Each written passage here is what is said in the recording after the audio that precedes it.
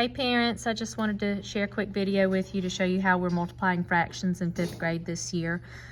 These are the first two fraction problems on our homework tonight, and today is Wednesday, January 11th. All right, the first thing I've taught students is that if we're multiplying and they have a mixed number, they cannot multiply with mixed numbers. So we have to use the method we call in class the backwards C to figure out what it would be as an improper fraction. So the bottom of the fraction times the whole number, 4 times 3 is 12. That number plus the top of the fraction. 12 plus 3 is 15. And it goes back over the same denominator or bottom that we already had. So 15 fourths is what this would be. So I'm just going to rewrite my problem down here for neatness.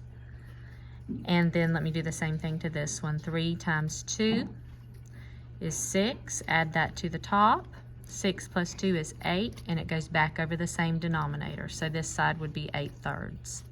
Now the next most important thing to do is before you multiply, see if you can cancel.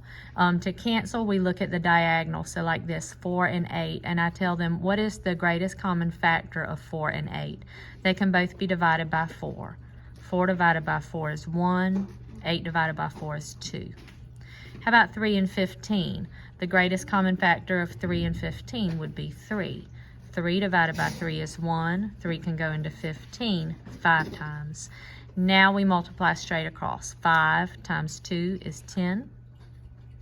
And then on the bottom, 1 times 1 is 1. And of course, this is an improper fraction. And when we get an improper fraction, that means the top is bigger than the bottom. We read it as a division problem. 10 divided by 1. 10 divided by 1 is 10. So the answer for that one on our homework is a whole number of 10.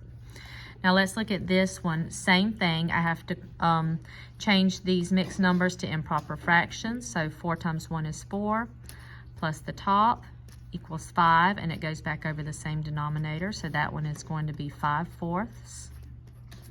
2 times 2 is 4, plus the top is 5, and that one also goes over the same denominator that it already had. So 5/2. All right, and so I look at it and I say, can I cancel? Well, 4 and 5 do not have a greatest common factor. There's no number that divides evenly into both of them. Same for 2 and 5. So I'm just going to have to go ahead and multiply. 5 times 5 is 25.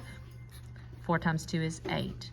Now, once again, it's an improper fraction. We can't leave our answers like that, so we read it as a division problem. 25 divided by 8. 25 divided by 8. 8 goes into 25 3 times. 3 times 8 is 24. When I subtract, I get 1. My whole number is my quotient. My numerator, the top of my fraction, is my remainder. And my divisor is the same divisor I already had, the same bottom that I already had. And so 3 1/8 would be my final answer on that one.